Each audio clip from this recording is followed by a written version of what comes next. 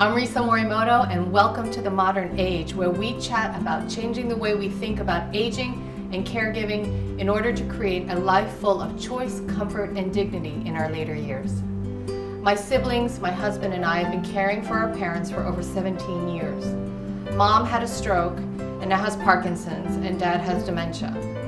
With all the years of stress and managing their care, I realize how much of our current system is failing us and just broken.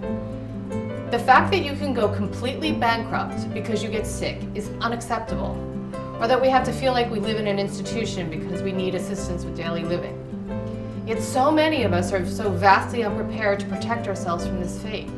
And to be honest, we're better at avoiding these difficult life discussions than facing them head on so we can improve the way we age.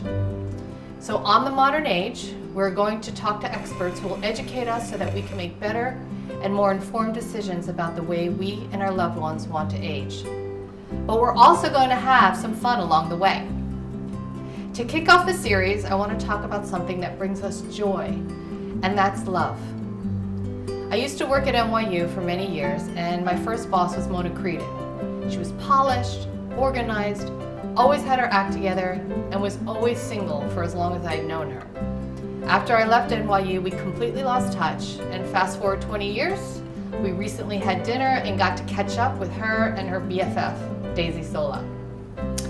Mona's now 77. She told me about her new loves, her new dating adventures, her sex life. Daisy was there to help coach her through the new dating phase, so I wanted to sit down with both of them and talk about what it's like to look and find love in your 70s. So I'm really excited for today because we're talking about a fun topic. And it's all about Mona's love life. So Mona and I, we've known each other for Long time, since 1994. a long time. So how did you guys meet? 2003. 2003, I was taking Pilates at the Pilates studio. My teacher was leaving, and they recommended that I work with Daisy. Daisy was just starting her professional practice, and I figured, oh, okay, because it's not going to be as expensive. It's true. Right? It's true. She came up to me and she goes, "You're not going to be as expensive, so yeah, let's do it." And then fast forward, here we are. Here we are. So I remember when we were working together, you were single, happily single, Happily single. and I'm still happily single. you're still happily, with some benefits. Benefits are always good. So what happened? So you weren't dating when we knew each other. No. I only just started to date about a year and a half ago. And really? how old are you? 77. 1990, I stopped dating when I had one of those horrible experiences that women have because they don't know how to express themselves properly. And I said to myself, when I left that man's house, I said, I will never do this again. And I didn't. And then why the change of heart at 75? 75? Around 75, yeah. That's when it happened. I don't know. I always tell this story when people ask me because it's true that when I was in my 40s, I went to an astrologer and I said, is there ever going to be a man in my life? And she looked at my chart and said, well, I'm not sure. She said, I think probably not until you're in your 70s. So once she said that, I just said the hell with it. And I just walked away. Forgot about it. It's crazy how this woman basically laid your future, right? Right. In a way. In a way. I mean, it was like a suggestion. So the Yeah. suggestion was placed in the Well, the head of thing her was, I husband. said, like, from 40, when you're in your 40s, 70 is very far away. And and I really was tired of the really wanting it, longing for it. And it just wasn't happening. I wasn't meeting men. It just wasn't happening. So what happened? Why the change of heart at 75? I have no idea. All I know is that I decided that I wanted to bring a man into my life. Were you involved with this at that point? Totally. she comes up to me and says things, we've been talking for, 10 and a half, more, 18 years of chat, So here she is. While you're doing this. It's incredible. And she says, I'm missing something. And the dialogue started that way. I'm missing something. It's like I need a masculine energy in my life. And this is where it really began when she said that. I'm looking for a masculine energy, and I'm looking for friends who can be men. They don't have to be romantic, but I just want that energy around me because I think it's gonna help me grow. Help me further me along. Right. And actually, what happened is that after I left NYU, which was totally heterosexual, probably many other things too. But after I left NYU, I got into what I call the woman's business. Everything I was doing had to do with women. Women's trips to the Middle East, the Transition Network, and that's all women over 50. So there were no men in my life. So, and that, you're right, that's what it was. It was like, I need some male energy. It was like, enough with the women. As much as I love the women, And then, what was that moment where you're like, you know what, I need male energy, but you know what, I need a little bit more? Oh, that didn't happen right away. No, it was the conversation about it. And actually, there were Weren't you other scared? events. Yeah, so that's why it took a while to get it going, not having done it. And then I went online, and that was pretty disastrous. And Was it funny and disastrous, or just? oh, funny. No, definitely funny and disastrous. That's the best part of being online, is the stories you can tell your girlfriends afterwards. But there wasn't. I mean, honestly, I've been married 22 years.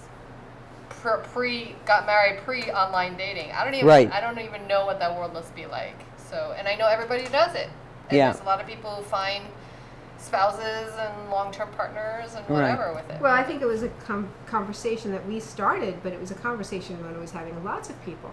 And within her circle of women, many of them were turning to online dating.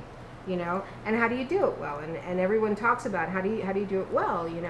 And so then it was a conversation we started talking about, and it happens that friends of mine have done quite a bit of it, and it's always about the show. You present yourself in a way that is attractive to others, and that led to kind of some shenanigans about taking portraits and how do you pitch the idea that you're really viable, and Mona tried some really good stuff. I mean, really give her credit for really immersing herself and making an effort. And why? What did you do specifically that what you consider an effort?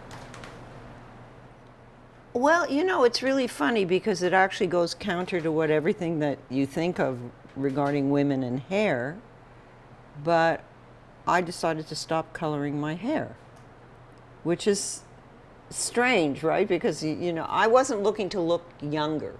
That wasn't what it was about.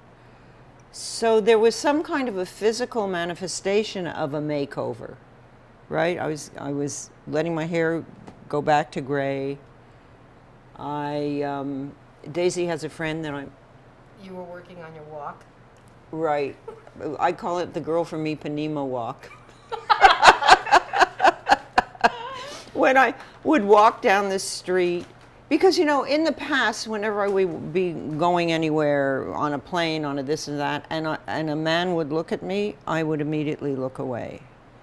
So one of the things that I realized was that I needed to make eye contact. I mean, I know that anyway, but I wasn't doing it with men. And so I had the Ipanema walk, like I would hum that to myself as I walked down the street. Oh my God. And I would smile even at the bus drivers, at everybody and anybody, and make eye contact. So I was just practicing that with Did anybody. You notice things change? Oh yeah. By just doing that?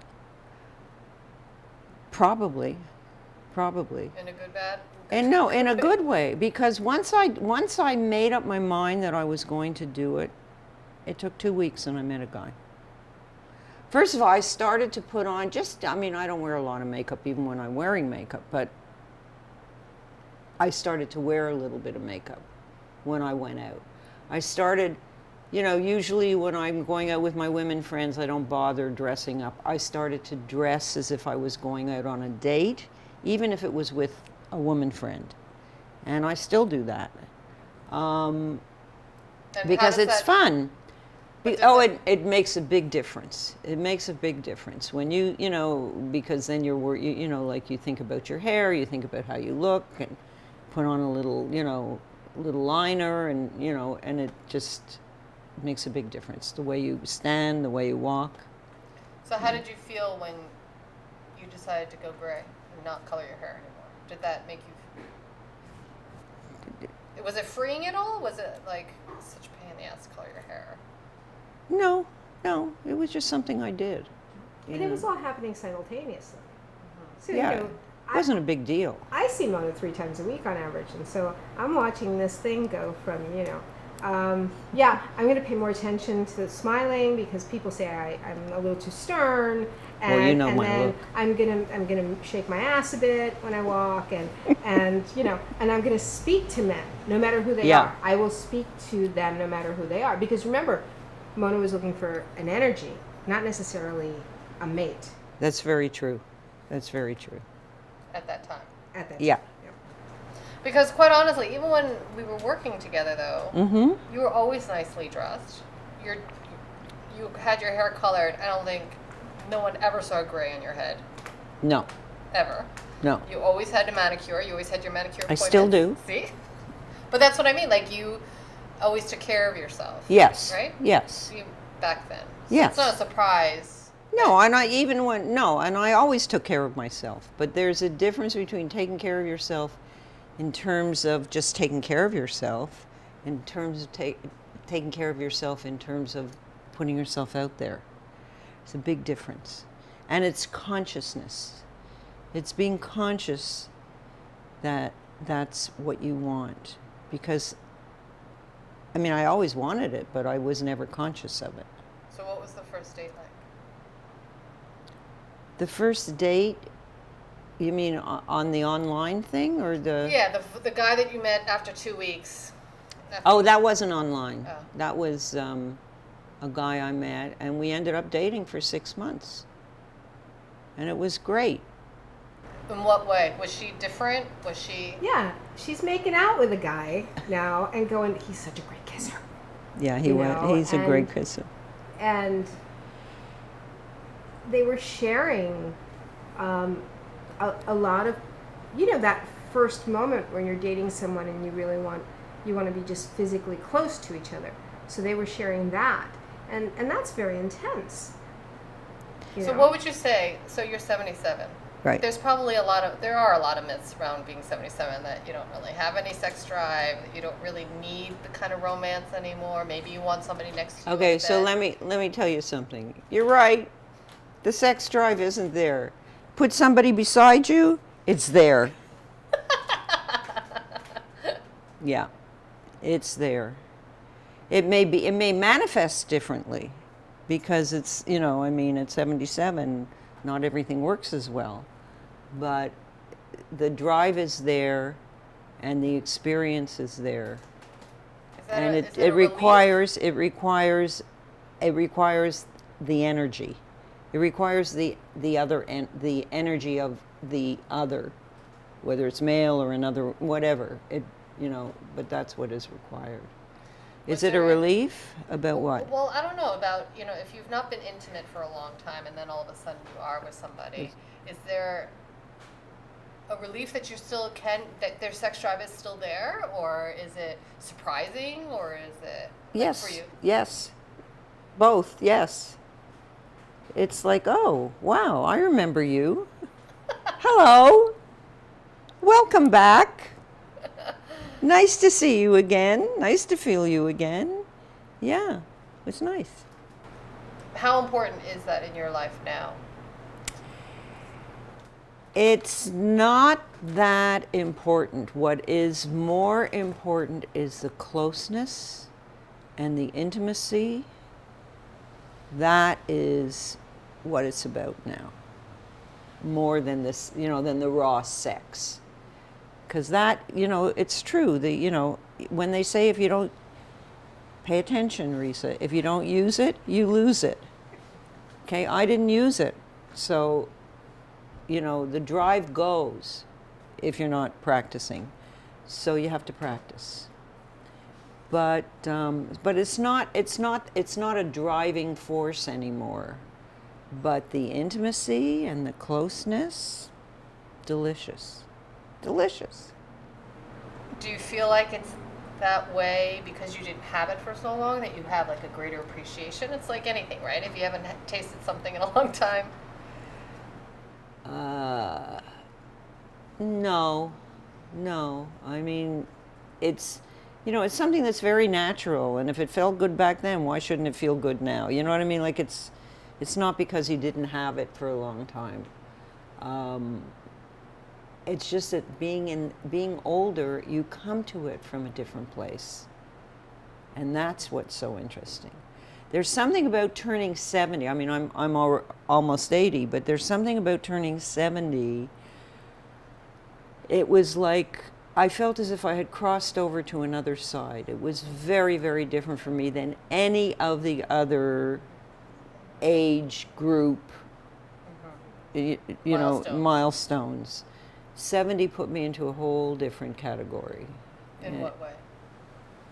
I don't even know if I can explain it. All I can describe to you is that I felt physically as if I had crossed over a river and that everything about me was back there on the other side.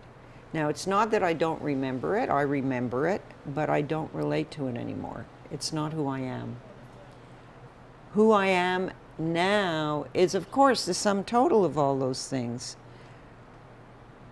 But maybe I'm more free to express a lot more than back then. And when you're in your professional guise, that's one thing. But now, I'm not working the way I used to work, and it's so much more of my essence I'm experiencing coming out. I'm sillier. Yes, indeed. I'm very silly now.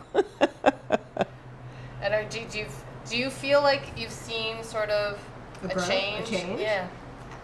I've watched Mona evolve, shedding away lots of unnecessary stuff. But of course, it's a testament to, placing herself in situations where she can get past whatever issues she's had. A testament to good therapy, a testament to actualizing suggestion from a really concerned therapist and people around her who say, Mona, this brings out a sweetness in you. Yeah. Making choices that reveal her slowly to the world, where maybe she was holding on to things that Right. out of a concern for not really being certain about who she was in that respect. And now there's a fullness to it. I'm much softer now than I was. You are, actually. Yeah. Right? Yeah. So maybe that'll happen to me. I don't know. I think it is going to happen to all of us. It's amazing. Yeah.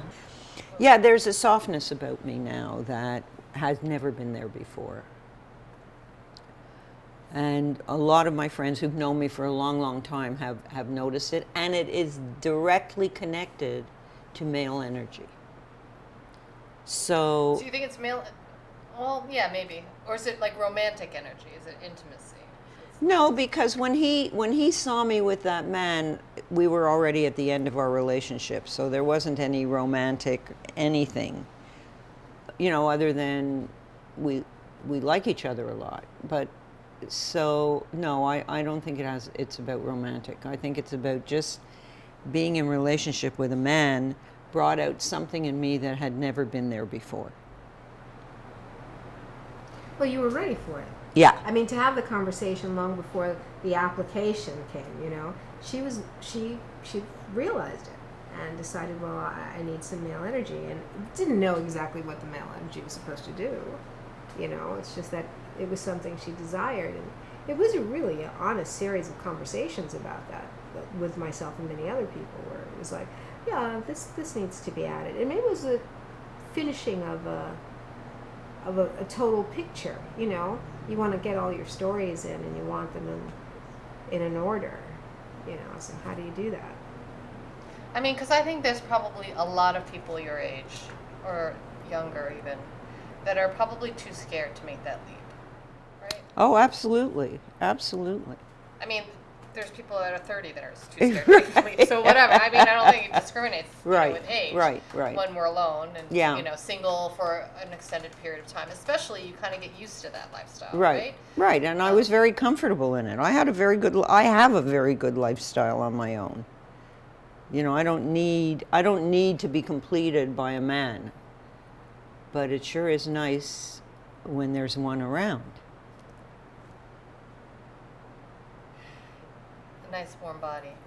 Yeah.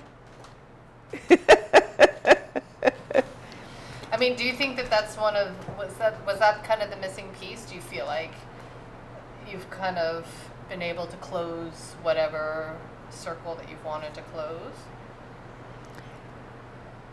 You know, it definitely was a missing piece. I'm just at the very, very, very beginning of a new relationship. I have no idea where it's going, so I can't make that kind of a statement. All I know is that I'm very grateful for the opportunity to experience this. I never thought it would happen. And it definitely has made and it's interesting because I find that very often I'll say to myself, I'm feeling fine.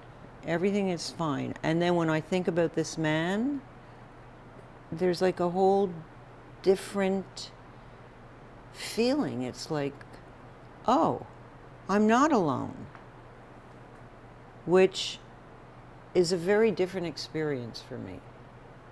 It's like an added flourish on my life, which never existed before. And I never missed it, but now that I have it, I really like it. So whatever that means. It's good stuff. It's very good stuff. And I feel like it's important because I feel like, first of all, we don't really talk about it. We never relate love to our older years, right? It's always when we're young and always when, we're very... Well, it happens mostly then, too. Right. Right. I mean, but I know a lot of stories. I have a lot of friends, and with each group of friends, there's always somebody telling a story about a woman who met this guy in her 70s or 80s or 60s, and they're having the best good time. There's something about, because you don't have the cares and the worries that you had when you were younger. You don't have to prove yourself. You know who you are.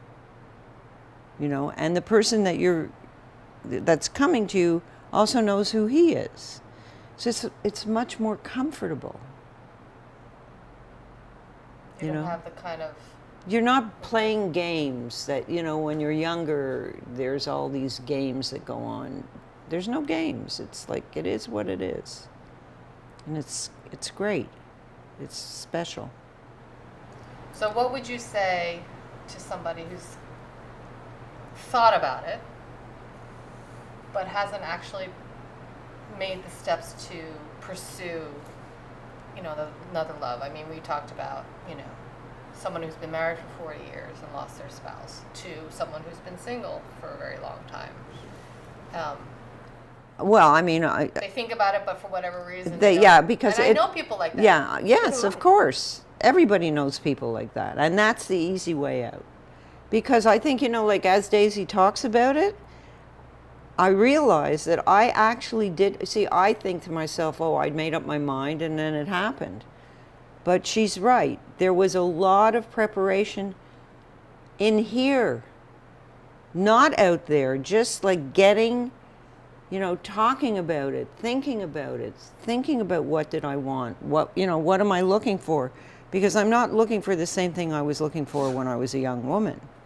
You know, what is it? What do I want in that kind of a relationship? So I think a lot of it has to do with, and then you have to go for it. And you know, all these silly little things that we talked about, like, you know, cut your hair, you know, do the Ipanema girl from Ipanema walk, learn to smile, learn to make eye contact. I mean, I was doing it with, you know, you get on the bus and you do your thing. Get on the bus, look at the guy, say hello, good morning, you know. And it was, all of that was just practice. It's not about, oh, I should only look at men. That's not what it's about. It's, if you need to be able to put yourself out there, you need to put yourself out with everybody, right? And then it happens. But if you're just concentrating on that, then there's a vibe that comes out with it that chases them away because it's too intense. Right? You're just a girl who wants to have some fun. Well, yeah. I'm just a girl who can't say no. I have memories of photographing Mona in preparation for the match, you know, the Match.com thing, where it was, let's take photos of you with a guy holding hands and walking down the street. I know, I saw those you photos. saw those photos, right? And the glamour shots and what all of those those were all tests. You know, does it feel right? Does it feel right? Does it feel right? Does it feel right? And then you get a chance to look at them, and does it inspire you, or does it, you know, freak you out? You know, and Mona this was a tremendous study